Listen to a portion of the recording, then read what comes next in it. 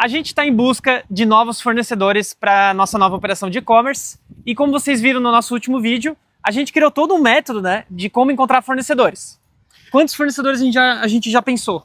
Cara, foram mais de 25 fornecedores, onde a gente já fez um primeiro filtro, eliminamos aí praticamente 15 fornecedores, a gente está com 10 na mão e a gente vai escolher aí pelo menos 5 fornecedores para a gente fazer visita. Então hoje a gente vai visitar o primeiro fornecedor, a gente quer ter uma reunião com ele para a gente fazer perguntas importantes que são difíceis de fazer por WhatsApp. A gente quer ter esse relacionamento mais próximo e a partir desse primeiro fornecedor a gente vai ter outra reunião amanhã com outro fornecedor e a gente vai conseguir saber quais perguntas faz sentido fazer e quais não faz. Então vamos lá, mão na massa. Bora lá. A gente acabou de conhecer aqui melhor a operação do fabricante, né?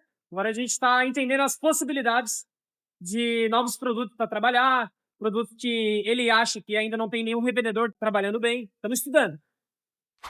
Estamos aí mais um dia na batalha de encontrar um fornecedor. Ontem a gente já visitou uma fábrica aqui da região, foi bem legal, que a gente teve mais contato com o proprietário da fábrica, que já era um contato nosso, né, daquela lista que a gente montou. E foi legal também para conhecer o processo produtivo dele, ter mais algumas ideias de indicação do produto dele, conhecer até mais dicas, né, de como vender o produto dele. E hoje a gente está indo para uma segunda visita aqui. É um fabricante local também da nossa cidade. Vamos lá. Estamos aqui visitando aqui o segundo fabricante, né? E é muito massa a gente sair da nossa casa, da nossa sala e ir para a rua, para o ambiente do nosso fornecedor. É outra experiência. Ficar só no WhatsApp não vale a pena. Tu vai construir outro relacionamento e outro entendimento dos produtos e do mercado que o teu fornecedor tá. Estamos de volta aqui no nosso escritório. A gente já fez ontem a reunião com o primeiro fornecedor e hoje de manhã a gente fez a reunião com o segundo fornecedor. E estamos aqui para resumir para vocês insights, né? O que a gente conseguiu organizar de decisões que a gente tomou e ideias de como a gente vai seguir daqui para frente. Então, a gente conseguiu, né? Só para retomar um pouco o assunto, a gente conseguiu listar aí cerca de 30 fornecedores, 25, 30 fornecedores, e desses a gente já fez um pente fino inicial, onde que a gente usou aquela planilha com alguns critérios ali, a gente foi eliminando alguns. Então, desses 25, 30 iniciais, sobraram ali cerca de 15. Sobrou até menos, sobrou menos, 10. De 10 a 15, E desses aí a gente já fez mais um filtro, uma coisa mais subjetiva até, perguntar, ô Vitor, tá afim de trabalhar com esse nicho, com aquele e tal? Tem um pouco de processo e tem um pouco também, eu acho, de uma coisa pessoal também, né? Se a gente tá afim de trabalhar com um produto ou com outro. O exemplo do caminhão é uma boa, aquelas peças de caminhão, que eu achei muito interessante de primeira, porque eu achei que pode ter uma margem de lucro muito alta. É uma fábrica que fabrica peças específicas para tipos de modelo de caminhão. Eu achei interessante, mas aí a gente começou a entrar mais a fundo e a gente viu que teria que entender muito bem de cada tipo de modelo de caminhão e a gente viu que tem pouquíssimas vendas cada peça. Tipo, uma peça no Mercado Livre a gente viu que tem 5 vendas. Por exemplo, para quem curte essa parte de caminhão, né, de pesados ou até automotivo, que é meio que uma grande categoria que funciona muito bem, inclusive, né, dentro dos marketplaces, talvez faça sentido. Agora, para a gente, que a gente não vive esse mundo, a gente teria que estudar muito, né? Até por ser uma venda que é consultiva, a pessoa, quando ela compra, ela tem que saber para qual modelo de caminhão, enfim, do automóvel ali que ela está comprando. A gente viu que não é o nosso mundo. Poderia ser uma ótima oportunidade, né? Pensando em relação a números, né? Fornecedor que é local também, talvez a gente tenha abertura com ele e tal. Mas é um nicho que pra gente não faz muito sentido. Né? Tá guardado ali, que talvez no futuro faça, hoje não. E tem outro nicho que a gente acabou descartando, foi moda. A gente tem 2 fabricantes de moda que a gente tem contato, que a gente poderia fazer parceria, só que a gente viu que eles não teriam nenhum diferencial na internet. Eles não são marcas super conhecidas e eles também não têm o melhor preço. Eles estão ali no intermediário. Então seria muito difícil dar certo no online e também a gente fica com aquele receio de ter muita troca, muita devolução. Então também não é algo que brilhou o nosso olho para começar? A gente tem outros fornecedores que brilharam mais nossos olhos. Eu acho que com isso já vem levantando uma questão que é importante para a gente decidir. A questão é a seguinte: vale a pena a gente ser especialista em alguns produtos ou nicho com poucos fornecedores, né?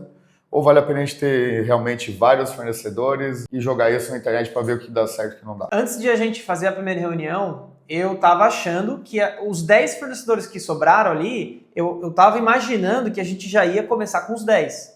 Só que a partir do momento que a gente fez a primeira reunião, que a gente entrou mais a fundo no mundo ali do primeiro fornecedor, nas possibilidades de produtos, nas diferentes variações, nas oportunidades que nem ele ainda está explorando, que ele acha legal a gente explorar, a gente viu que tem muito trabalho com um fornecedor. A gente não vai ter condições de fazer todo esse trabalho que a gente quer fazer com 10 fornecedores ao mesmo tempo no começo. A gente não tem como. Então a gente já chegou nessa conclusão. Vai ser pouquíssimos fornecedores que a gente vai começar. Pra gente começar, os 3 primeiros meses, tô achando que vai ser só 2. Só para passar um pouco do sentimento que a gente teve nessas reuniões, né? Esses fornecedores, eles já têm produtos prontos, né? Que a gente já poderia começar a trabalhar com eles. Tem estoque, né? A gente poderia hoje mesmo começar a vender. E ali na reunião foi muito legal, que já vão surgindo ideias até de novos produtos que esses fornecedores, que um deles, os dois, né? São fabricantes. E os fabricantes, eles poderiam fabricar produtos que atendam uma demanda online. Então, vira meio que um laboratório também. A gente se colocou como se fosse uma espécie de vetor que vai conectar a indústria do mercado, né? E a gente conseguir fazer essa união das duas pontas, né? Passando feedback do mercado, do que está dando certo, que tem volume de vendas, e os fabricantes do outro lado pegar tudo isso e poder atender o mercado com novos produtos, melhoria nos produtos atuais, né? Pô, surgiu um monte de ideia, muito legal. Bom, eu vou resumir agora as 2 reuniões que a gente fez, né? A primeira reunião com o primeiro fornecedor, a gente fez uma reunião muito longa, que acabou durando 3 horas. A gente pegou nosso computador, abriu a nossa planilha e começou a anotar, né? Fazer o questionário realmente pro fornecedor. Pegar tópico por tópico e a gente foi anotando ali na planilha, que inclusive essa planilha ficou bem maior do que a gente tinha apresentado no vídeo anterior, que a gente foi adicionando novas perguntas ali. Só na parte de produtos, que a gente entrou muito a fundo nos produtos, nos detalhes técnicos, a gente acabou gastando muito tempo. Então foi 3 horas de reunião, foi muito longa, e a gente acabou nem conseguindo ter tanto tempo para a gente mostrar o nosso diferencial, o valor que a gente ia agregar para ele. E aí no segundo fornecedor a gente meio que já foi mais pronto, a gente nem abriu a planilha nesse segundo fornecedor. A gente já chegou lá sem computador na mochila, já chegamos lá fazendo um relacionamento muito massa, contando o que a gente quer fazer. Daqui a pouco a gente pegou nosso computador, botou na TV uma apresentação. O que a nossa empresa é, qual que é o tamanho da nossa empresa, já temos funcionários, já temos estrutura, mostramos foto, mostramos que a gente tem um canal do YouTube, mostramos case de sucesso de um fornecedor que a gente vinha vendendo na outra operação de e-commerce que a gente tem. Então a gente mostrou a autoridade, depois a gente mostrou a ideia da parceria que a gente queria construir. Eu lembro que nessa hora ele achou que a gente ia vender um serviço. Tipo, tá, quanto custa o teu serviço? Aí o Michael falou, não, a gente não vai vender serviço. A gente quer comprar de vocês. Aí os caras, caramba, vocês querem comprar? Achei que vocês iam cobrar um serviço. Então é tanta coisa que a gente vai entregar para eles que parece que é um serviço, mas na verdade é um relacionamento, uma parceria estratégica. Tudo isso que a gente está comentando aqui, e o Vitor acabou de falar também, é a nossa realidade. A gente está falando da nossa nova operação de e-commerce, mas a gente já tem uma operação rodando, a gente tem experiência, a gente tem um tempo de mercado. E falando de experiência e tudo mais, a gente não está começando do zero, né? Isso é importante a gente ressaltar. Para quem está começando do zero, realmente é um desafio, assim, bater em uma empresa, uma fábrica, né? E chegar para frente do dono. A gente teve reunião com os 2 donos, né? Isso é importante dizer.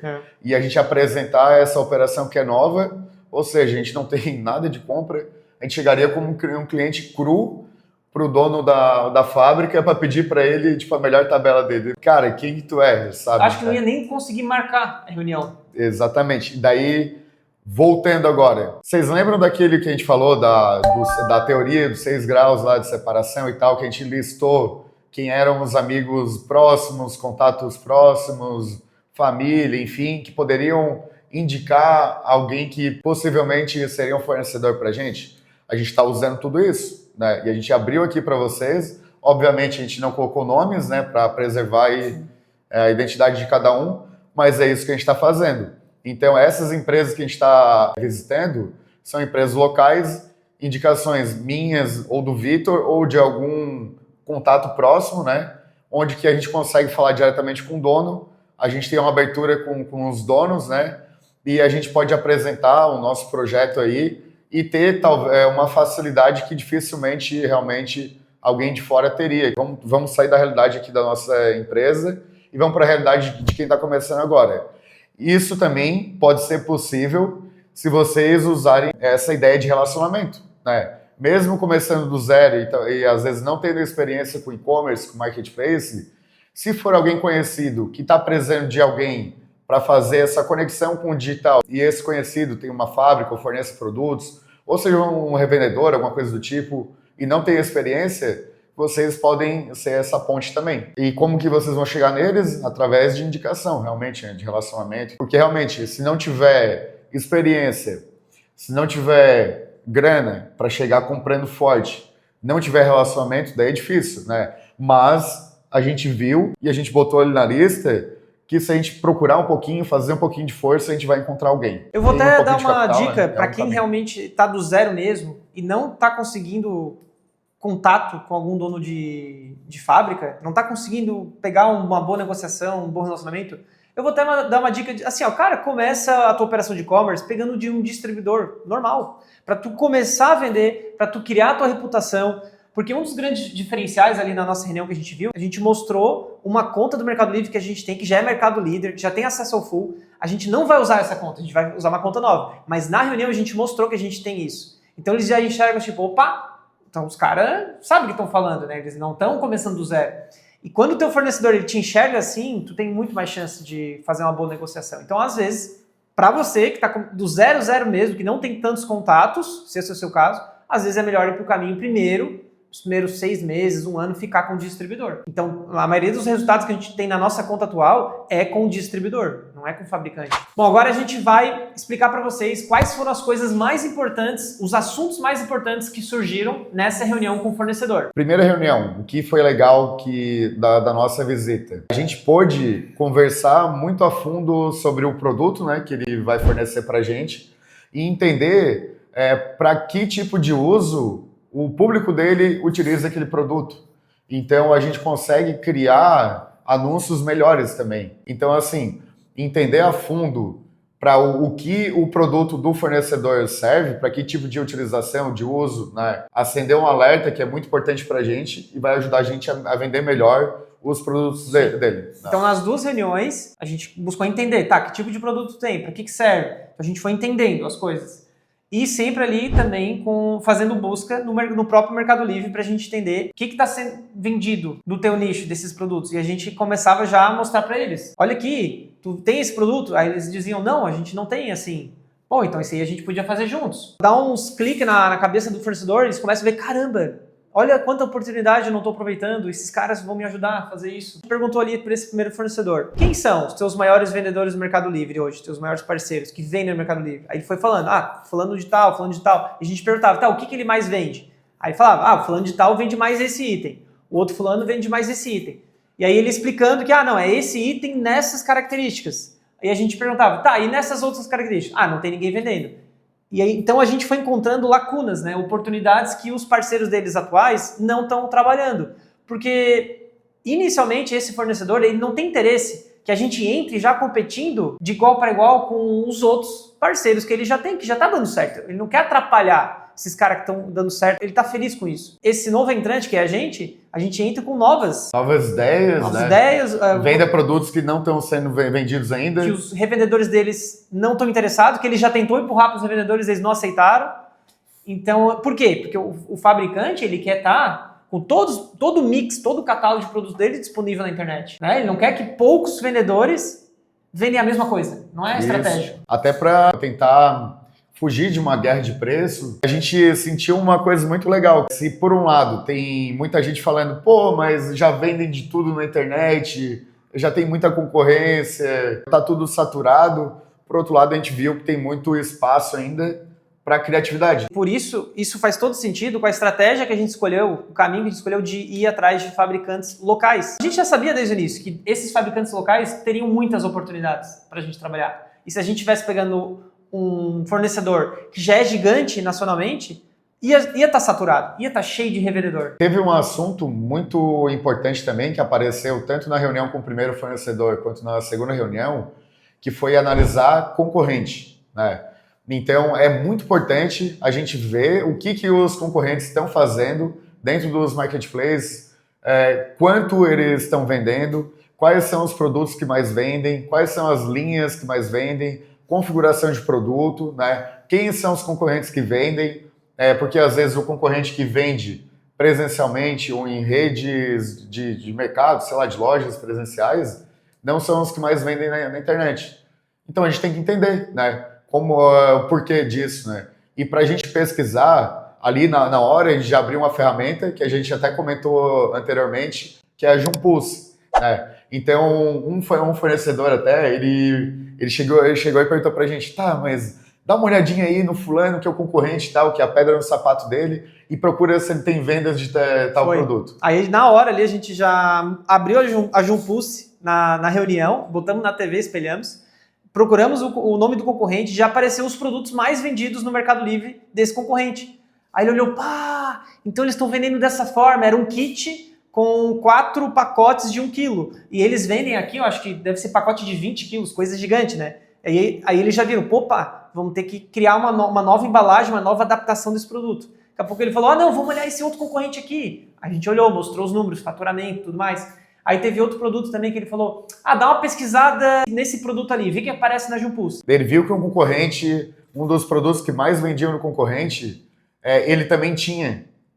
Ou ele poderia produzir aquele produto. Ele falou, não, esse material a gente tem, eu consigo fazer. Ele consegue fazer. Só precisa de um tempo para criar embalagem, adaptar. Exatamente. Então ali já sei um monte de insight, um monte de ideia legal. A gente já conseguiu rápido assim, até como fornecedor ali na frente, já validar algumas coisas. Esse tipo de ferramenta é um diferencial que a gente traz para a relação. Olha aqui, a gente tem dados na nossa mão, a gente tem informação, a gente vai conseguir tomar uma decisão para ajudar vocês, a dar direção para vocês, vai para esse caminho, cria esse produto, porque vai dar certo. Olha o faturamento que esse produto tem. Então, só com dados que a gente vai conseguir ter toda a certeza para o caminho que a gente vai. Agora, olha a linha de pensamento que a gente está seguindo. A gente listou contatos, depois fornecedores, a gente está visitando fornecedores, mas foi muito legal a primeira, a segunda reunião, mas a gente vai ter que validar esses produtos aí também, né? A gente vai ter que falar de margem, a gente vai ter que ver se realmente tem demanda, não tem, e analisar tudo isso com o tempo, usando ferramentas aí como a Jumpulse, né? Como as planilhas que a gente já montou também. Então, a gente vai continuar visitando fornecedores, né? Talvez a gente acabe... Não sei. Não sabe? É porque a gente não tem muito tempo. E tipo assim, acabou o ano já. Agora vai virar o mês em janeiro. A gente vai começar de novo e ir atrás de novos fornecedores? Ou a gente vai investir e focar nosso tempo nesses dois? Então, é uma coisa que a gente... Gasta muito tempo e energia, não decidiu, mas assim, eu acho que o que vai ser o fator decisivo é o quê? Essa possibilidade de fazer essas parcerias, né? Talvez de criar produtos novos e tudo mais, mas no fim, se a gente não tiver margem e não tiver realmente uma tabela boa, ou aquele produto não dê de vender num preço que é competitivo na internet, sim, já invalida tudo isso que a gente está tendo agora. Infelizmente, é assim que funciona. Sim, né? Mas assim, o que eu sinto, a partir das 2 reuniões que a gente teve, vai dar certo. É impossível dar errado. Porque a relação de parceria que a gente tem ali, que a gente conseguiu ver que vai rolar, a gente vai fazer dar certo. Eles falaram que vão dar a melhor tabela pra gente, vão dar um baita prazo de pagamento pra gente, e a gente vai sentar com eles e a gente vai fazer dar certo. É impossível. Eu acho que é impossível não existir um produto dos 2 fornecedores que vai valer a pena. É isso aí, né? Eu tinha comentado com o Vitor assim, a gente tem 10 fornecedores ali, né, na lista. A gente já está muito empolgado com o primeiro, com o segundo. Cara, é muito legal as reuniões, tá muito bacana. Realmente difícil, né? Analisar tudo. O primeiro fornecedor, tu lembra quantos SKUs ele tem? Tudo que o primeiro tem, vamos lá, diferentes, boto 10 produtos diferentes. O segundo ele tem cerca de 140 produtos diferentes, né? Sem considerar as variações. E são fornecedores que relativamente têm poucos produtos, né? E olha a quantidade de insight, de coisas que a gente já tem de trabalho, né? Então realmente a gente vai ter que focar em um ou outro, né? Qual que é o meu medo? Se a gente for olhar outros fornecedores e visitar e fazer todo esse processo, que só vai poder ser feito em janeiro, além de muito trabalho, vai esfriar a relação com esses dois que a gente já abriu. Então, assim, meio que talvez a gente vai queimar o contato de alguns fornecedores, que a gente vai deixar esfriar. Perfeito. A gente vai botar todo um AUE na reunião e aí tipo, a gente vai sumir do nada. Então eu acho que tem que avançar com esses dois que a gente abriu. Então vamos retomar lá, né? A gente está no projeto da missão 100K, a gente quer crescer de forma inteligente e realmente, de acordo com a nossa realidade, importante a gente sempre falar isso, que a gente está trazendo para a nossa realidade. A gente tem outras atribuições aqui dentro da empresa também. A gente queria realmente pegar todos os fornecedores, analisar todos os produtos de todos os fornecedores, né?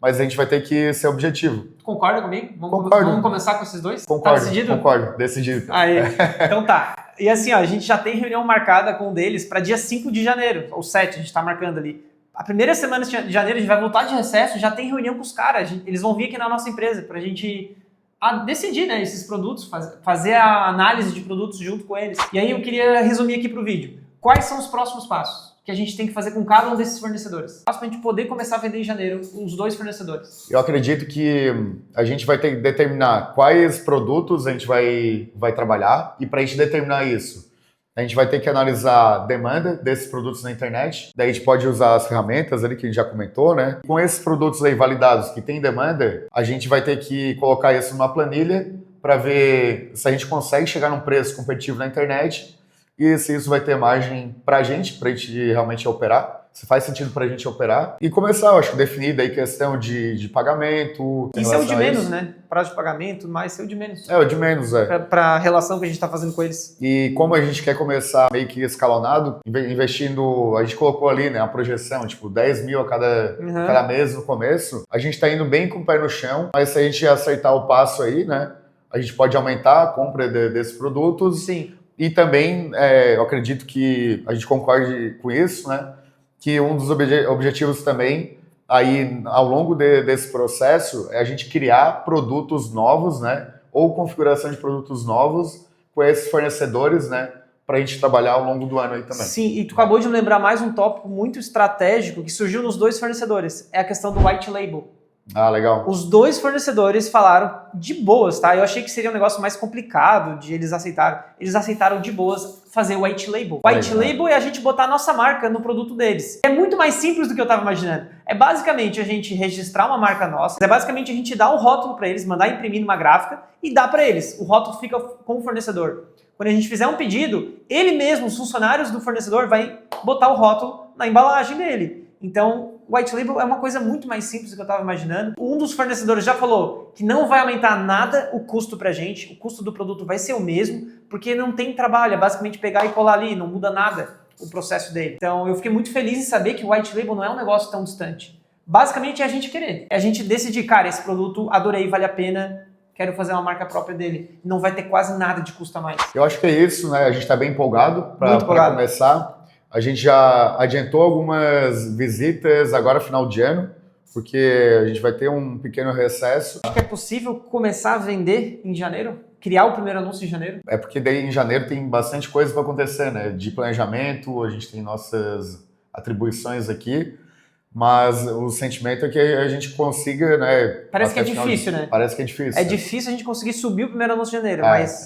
Sendo bem transparente aqui, né, agora. Tem até o prazo de produção, entrega do fornecedor. Eu acho que a gente já errou, então, na planilha, talvez. A gente já estava contando que a gente ia conseguir já ter faturamento de janeiro, né? Então talvez a gente vai perder mais um mês. Talvez a gente perca mais um mês, né? Faz parte aí. Mas a gente começa devagarzinho para dar um salto. Talvez seja um pouco de culpa minha também, né? Eu trouxe isso também pro Vitor, da gente fazer por etapas, a gente planejar também, né? Ter tudo isso bem planejado, até para compartilhar aqui também no canal. O Vitor, ele já queria começar por ele começava em outubro já. Ele já começaria, eu acho que a partir do momento que a gente alugou a sala nova, né? Já para começar a operação nova. Até foi um dos objetivos, né? De a gente alugar aqui. Mas se começar em fevereiro, eu acho que é pé no chão. E eu acredito... Tem que começar a vender em fevereiro. Tem que começar. Fevereiro é um objetivo. Mas eu tô curtindo também essa questão de ter o planejamento. Melhorando também, o Vitor dá a opinião dele, eu dou a minha. A gente vai fazendo as visitas. a gente vai crescendo com isso, né? Vai surgindo ideias novas. Não, e eu tô gostando muito de tu estar participando desse processo, porque o jeito de eu empreender é sempre, eu vou fazendo, só vou fazendo. E com o Michael tá sendo de uma forma mais inteligente. A gente realmente tá pensando muito, a gente tá fazendo de forma organizada, né? Que nem vocês viram nas planilhas. Tudo tá sendo mais estratégico. As reuniões com os fornecedores super estratégicas. Então, é uma forma diferente de empreender, que acaba sendo um pouquinho mais devagar, mas eu acho que vai fazer a gente chegar mais longe. Então aqui a gente compartilhou mais um pouco do nossa linha de pensamento, da forma de pensar. Eu espero que tenha ajudado todos. Lembrando que essa aqui é a nossa forma de pensar, é a nossa operação. São coisas que a gente tem compartilhado com vocês.